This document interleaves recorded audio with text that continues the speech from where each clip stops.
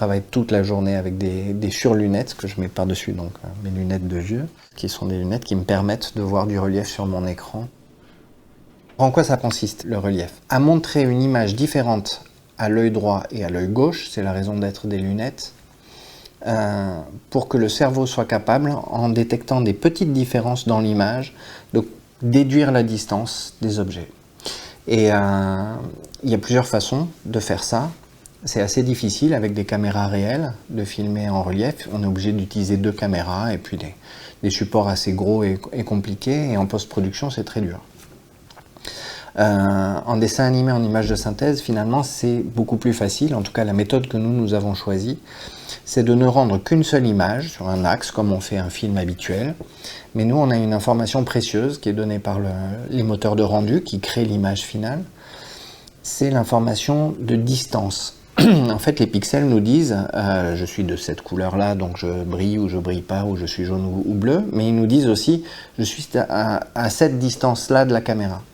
Et nous, on va utiliser cette information-là pour déformer, déplacer horizontalement les pixels pour créer un effet qu'on appelle un effet de parallaxe. C'est-à-dire quelle différence on verrait si on se positionnait là ou là, ce qui est le cas de nos yeux qui sont écartés à 6,5 cm en moyenne. Et donc en reproduisant cette déformation de l'image en fonction de la distance, on arrive à créer 2 images distinctes qui, quand elles seront projetées dans une salle de cinéma et vues avec des lunettes spéciales, vont donner au spectateur cette expérience d'immersion un peu différente d'un film. Notre personnage là s'appelle Rigolin. Quand on le regarde avec l'œil droit, sa tête est ici. Ouais. On le voit très légèrement bouger. Je ne sais pas si j'accélère le mouvement, si on s'aperçoit qu'il y a justement ce petit décalage que nous on appelle la parallaxe. On le remarque peut-être au niveau de son bassin, ou au niveau de ses pieds. Et c'est tout bête, c'est ça qu'on travaille en fait. Un personnage en petit à l'intérieur d'un décor, pour un plan de type establishing par exemple, pour comprendre bien l'environnement dans lequel il se trouve. Le relief peut donner un effet, soit que le personnage est complètement perdu, soit qu'il est en confiance dans cet environnement, éventuellement donner, si on fait trop de 3D, mais ça peut être une volonté, si on met trop de 3D, ça peut donner un effet un peu de maquette, un peu de miniature.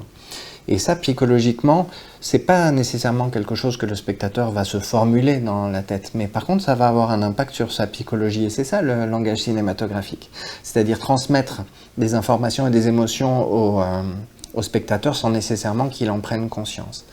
Et donc, pendant les moments un peu introspectifs, on va devoir faire un choix, par exemple, de savoir est-ce qu'on sort le personnage très proche du spectateur, ou est-ce qu'au contraire, il est très loin parce qu'il est en train de réfléchir ou face à un choix complexe. Est-ce que c'est un moment où il est en lien direct avec le spectateur ou pas? Et là, on va vraiment faire des choix de se dire où est-ce qu'on le met par rapport à son décor et par rapport au spectateur. Les yeux ont du mal à comprendre le relief, ça prend un tout petit peu plus de temps de comprendre ce qu'on voit quand on voit un film en relief que quand on voit un film en 2 dimensions.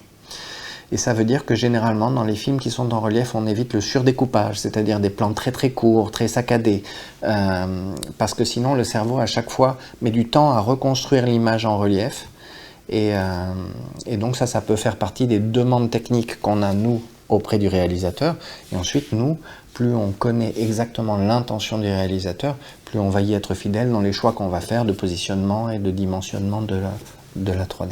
Une remarque d'Eric Tosti, le réalisateur de Terra Willy. Quand on regarde les premières images, les premiers tests en relief au cinéma, alors d'abord je suis très content parce que tout le monde a l'air assez satisfait et assez surpris de la qualité qu'on arrive à obtenir, moi le premier. Mais à un moment donné, Eric m'arrête pendant un plan et dit « Regarde là, tu vois, il y a tellement de détails dans le paysage à l'arrière de mes personnages que on compte les feuilles, on compte les fruits, on observe chacun des détails. Alors c'est très bien, seulement moi, ce que je veux raconter là, c'est ce que disent les deux personnages qui sont devant. Donc c'est là aussi que j'ai vraiment entendu qu'il fallait pas juste que je me fasse plaisir ou que je fasse plaisir à l'œil du spectateur, mais que le réalisateur pouvait me dire c'est super, c'est chouette ce que tu as fait, mais ça t'intéresse pas ce qui se passe là? Alors que si, évidemment, j'avais pas volontairement essayé de perdre la narration et de passer les personnages au second plan, mais c'était quand même un peu ce que j'avais provoqué accidentellement. Et donc aujourd'hui, on est très vigilant de ne pas faire de la 3D pour faire de la 3D, mais vraiment pour servir la narration. À TAT en particulier, on fait des films avec de l'action, des films avec des environnements généralement très originaux. Une fois on est sur une autre planète, où en fait on fait voyager les gens. Et c'est vrai que le voyage, il est d'autant plus percutant qu'il est immersif. Or la 3D, elle a cette caractéristique de permettre de s'immerger dans un environnement. Là sur Peel, j'espère qu'on va pouvoir vraiment emmener les gens dans ce château et cette forêt magique médiévale. Ici, c'est Roc en brume.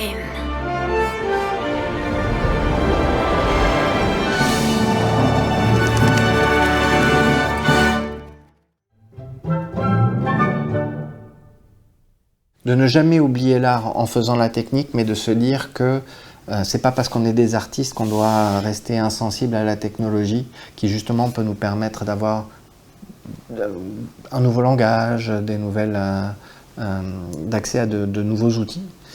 Voilà. En 3D, je pense que c'est quand même assez fondamental. Ensuite, c'est un travail assez relationnel aussi, un peu comme un chef opérateur avec son réalisateur.